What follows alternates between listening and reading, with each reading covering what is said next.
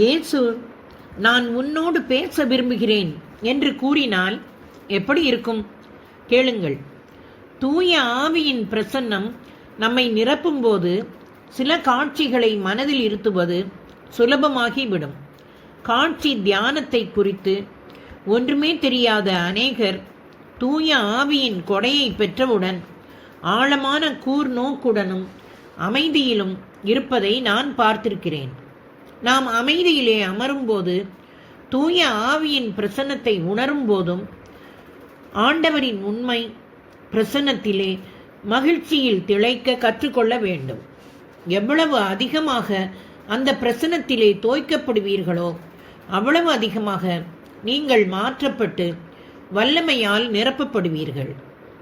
ஒருவருடைய வாழ்க்கையில் நடந்த நிகழ்வு ஒன்றை சிலர் என்னிடம் கூறினர். ஒரு கடவுளுடைய மனிதர் தினமும் அதிகாலை 2 மணிக்கு எழுந்து 4 மணி வரை அமைதியில் இருப்பார். எப்பொழுதெல்லாம் அப்படி அமர்கிறாரோ அவர் ஆண்டவரிடம் இப்படி கூறுவார், நான் எதுவும் கேட்கப் போவதில்லை. நீர் என்னிடம் பேசினாலும் அல்லது பேசாவிட்டாலும் நான் அமைதியில் காத்திருப்பேன் என்பார். அவர் அதேபோல் ஒவ்வொரு நாளும் அதே வார்த்தைகளை கூறி ஜெபத்திலே அமர்ந்திருப்பார். வாரங்கள் மாதங்கள் கடந்தன. ஒரு வருடத்திற்கு பிறகு ஒரு நாள் காலை அவர் ஆண்டவரிடம் அதையே கூறினார். அவர் அமைதி ஜெபத்திலே அமர்ந்திருந்த போது திடீரென்று அவர் வீட்டின் கதவு திறப்பதை உணர்ந்தார். இயேசு வீட்டின் உள்ளே நடந்து வந்து அமர்ந்து நான் உன்னோடு பேச விரும்புகிறேன் என்று கூறினார். நாம் விடாமுயற்சியோடு தொடர்ந்து தினமும் அமைதியிலே ஆண்டவரோடு இருப்போம் என்றால் இது நடைபெறும்.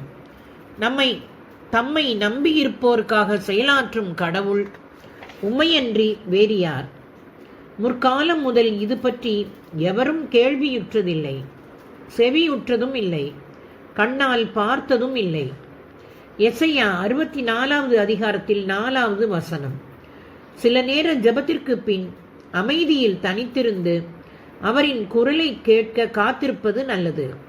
நாம் ஆண்டவரின் அமைதி அல்லது அபிஷேகம் நம்மை நிரப்பும் வரை ஜெபித்துவிட்டு அதன் பிறகு நம்மில் இருக்கிற தூய ஆவியை அமைதியில் தியானம் செய்ய வேண்டும்.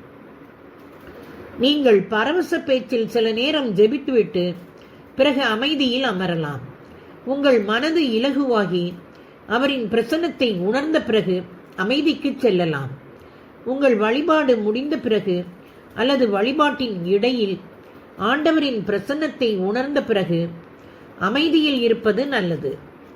சத்தமாக துதித்துவிட்டு அமைதியில் அமர்வது நல்லது. நீங்கள் அமைதிக்குள் கடந்து செல்லும் போது நீங்கள் தூய ஆவியில் நிறைவதையும் காட்சிகள் காண்பதையும் பார்ப்பீர்கள். நீங்கள் குழுவிலே மற்றவர்களோடு இருக்கும்போது இதை பயிற்சி செய்யலாம். சில நேரம் திருவிவிலியத்தை வாசித்துவிட்டு கடவுள் என்ன பேசினாரோ அதை தியானித்து கொண்டே அமைதியில் அமர்வது நல்லது. சில நேரங்களில் ஆண்டவரின் பிரசன்னத்தை உணரும் போது நீங்கள் அதிலேயே அமைதியில் நிலைத்திருப்பது நல்லது. மானிடரே, நீங்கள் அனைவரும் ஆண்டவர் திருமுன் அமைதியாயிருங்கள், ஏனெனில் அவர் தம் புனித இடத்திலிருந்து எழுந்தருளினார். தொடர்வோமா நண்பர்களே?